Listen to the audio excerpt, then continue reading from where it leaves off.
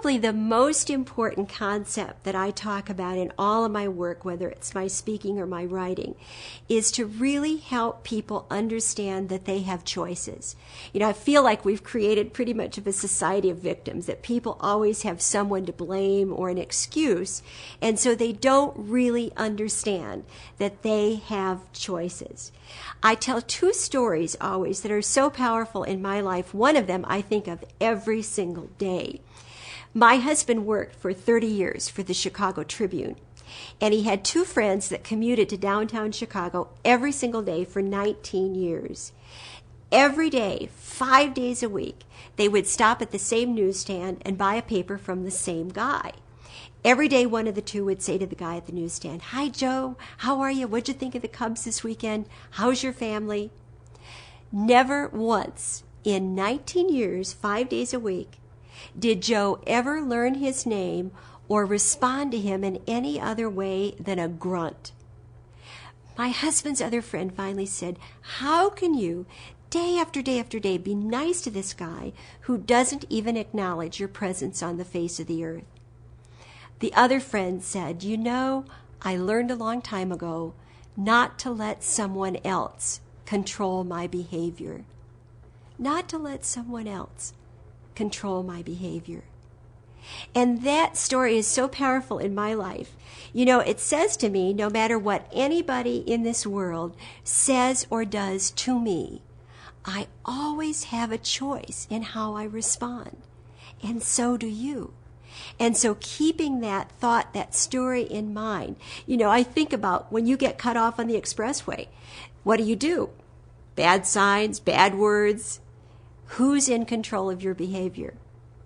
And so you've allowed that other person to control. Another thing that I always talk about is Viktor Frankl's little book, Man's Search for Meaning. It's the story of his time in the concentration camps in World War II. And he says what he notices about the camps is that everybody is in the same circumstances. Everybody's sick, everybody's starving, everybody's separated from home and family, everybody's scared. But some people in those circumstances became saints, and they would give their last piece of bread to a dying person. Other people, very same circumstances, became swine, and they would rip the bread out of the dying person's mouth because they couldn't fight back.